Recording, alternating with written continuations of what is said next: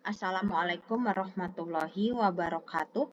Pada kesempatan ini kita akan lanjut ya untuk membahas kadar air secara singkat. Di mana nantinya video ini bisa teman-teman simak sebelum materi untuk air dan analisis kadar air. Air merupakan komponen utama pada sebagian besar bahan pangan dan sangat menentukan nilai ekonomi, stabilitas, serta kualitas pangan. Kandungan air ini berpengaruh terhadap tekstur, kesegaran, berat produk, dan daya simpan. Ya, kenapa sih berpengaruh terhadap tekstur? Contohnya ya, kerupuk. Kalau misalnya kerupuk kita simpan ya di toples yang benar, maka kan kriuknya, crunchy-nya masih terasa. Tapi bayangkan kalau kerupuk itu kita buka toplesnya, maka apa yang terjadi? Kerupuk itu kan menjadi alot. Nah, air atau kelembaban yang ada di udara terbuka ini akan terserap di kerupuk sehingga kerupuknya itu teksturnya tidak seperti semula lagi. Lalu kesegaran, contohnya seperti buah apel. Ketika buah apel yang memang baru ya, baru dipetik atau penanganannya tepat, kesegarannya masih terjaga. Tapi kalau misalnya kita taruhlah apel tersebut di dalam chiller dalam waktu yang lama, makin lama kan si apel ini makin menjadi keriput, menjadi kisut. Nah, ini kan salah satu contoh apel ini sudah tidak segar lagi. Lalu untuk menentukan berat produk. Untuk menentukan berat produk tadi seperti yang apel ya, kalau dia keriput kan berarti kan mengalami penurunan bobot. Lalu daya simpan air juga, kadar air ini dan aktivitas air ya ini merupakan salah satu indikator untuk penentuan umur simpan. Maka dari itu kalau di standar ya, kita menggunakan standar nasional Indonesia, kan itu diatur kadar airnya misal maksimal di 5%. Karena kalau di atas 5% itu peluang pertumbuhan mikroorganismenya semakin tinggi juga. Yang artinya produk itu ya tidak awet. Kandungan air berpengaruh ya tadi ya terhadap tekstur, kesegaran, berat produk, dan daya simpannya. Oleh karena itu kadar air merupakan salah satu parameter penting dalam analisis pangan. Pengurangan air dapat dilakukan melalui proses seperti pengeringan atau dehidrasi maupun pembekuan. Namun, penghilangan air tidak selalu hanya mengurangi jumlah air.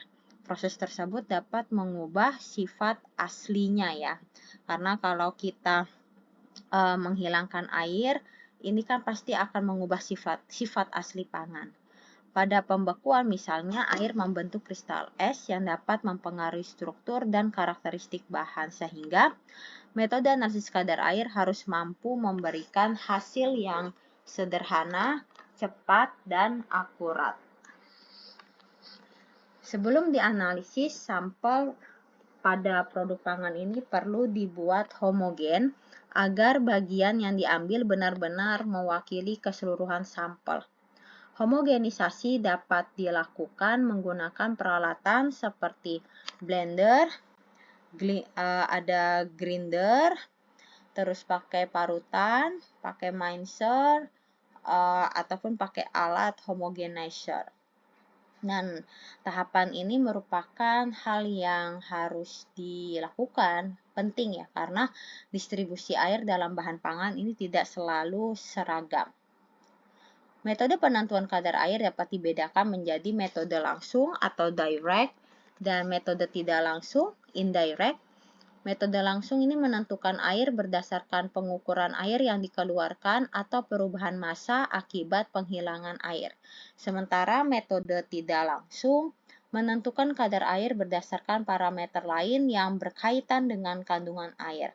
Salah satu contoh pendekatan yang tidak langsung atau indirect adalah metode NMR. Ini singkatan dari Nuclear Magnetic Resonance.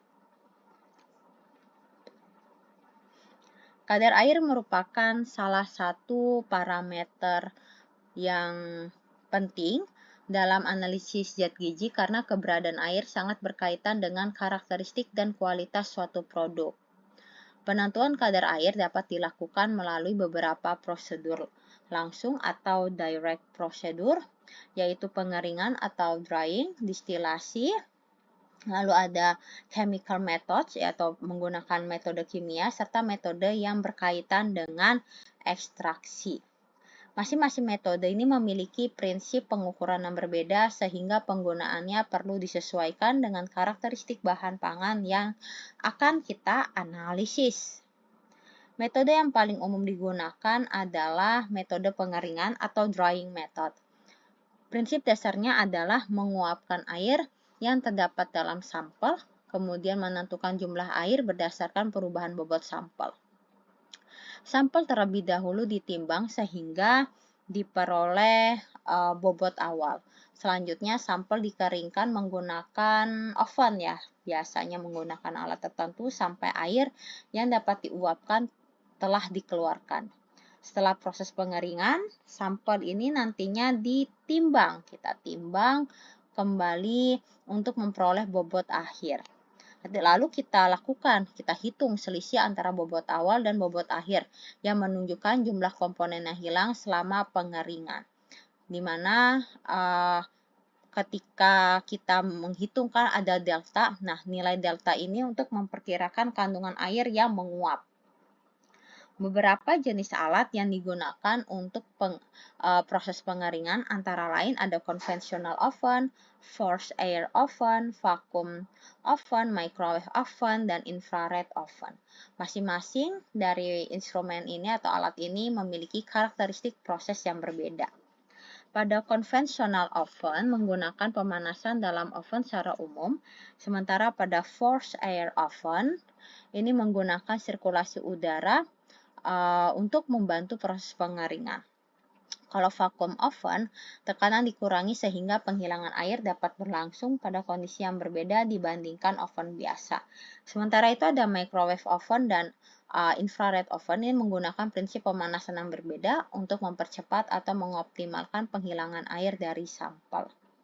Hal yang penting diperhatikan dalam metode pengeringan adalah bahwa tidak semua kehilangan bobot selama pemanasan harus berasal dari air. Jika bahan pangan mengandung komponen lain yang mudah mengalami penguapan atau bahan pangan tersebut memiliki senyawa volatil, maka senyawa volatil ini juga dapat hilang selama proses pengeringan. Dan akibatnya apa? Hasil pengukuran dapat terpengaruh ya karena karakteristik kimia sampel. Contoh kalau kita mengukur kadar air pada bawang putih yang kaya akan senyawa volatil atau aroma volatil, maka nanti bobot pengurangannya atau deltanya ini akan semakin besar.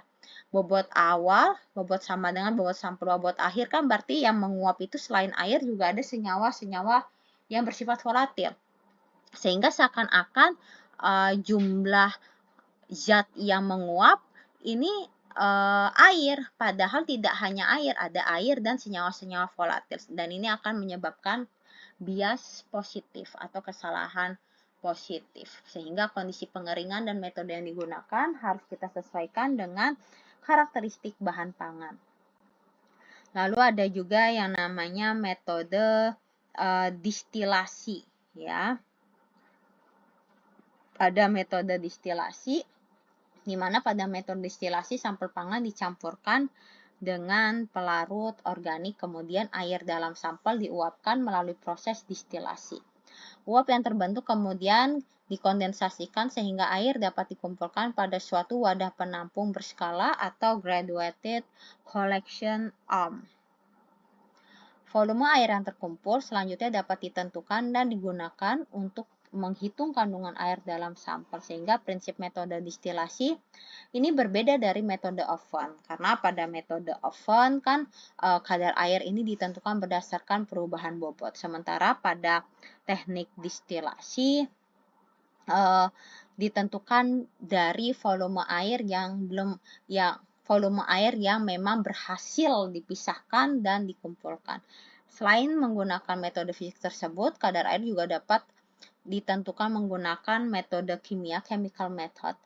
Ya, dua metode yang kita pelajari ya, contohnya seperti titrasi Carl Fisher dan metode pembentukan gas production method.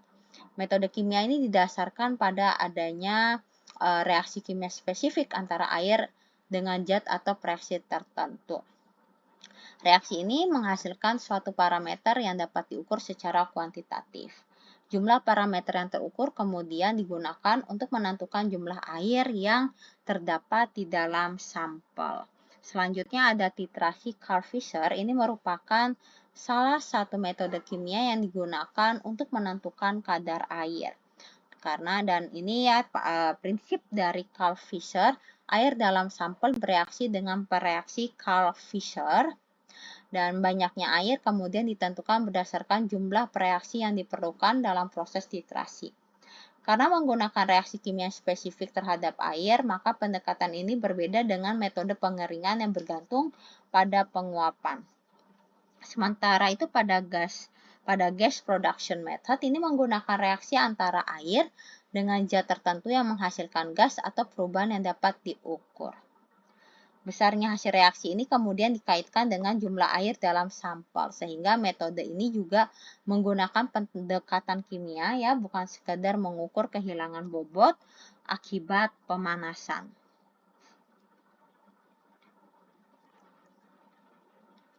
Berikut ya teman-teman alat-alat yang dapat kita pakai atau gunakan untuk analisis kadar air, dan ingat metode yang atau instrumen yang digunakan ini tergantung dari sifat atau jenis bahan pangan. Yang pertama ada oven pengering ya, konvensional oven. Ini digunakan untuk metode gravimetri, di mana sampel pangan ditempatkan dalam wadah yang telah diketahui bobotnya, kemudian dipanaskan pada suhu tertentu. Prinsipnya, air dalam sampel diuapkan selama pemanasan. Sampel ditimbang sebelum dan setelah pengeringan.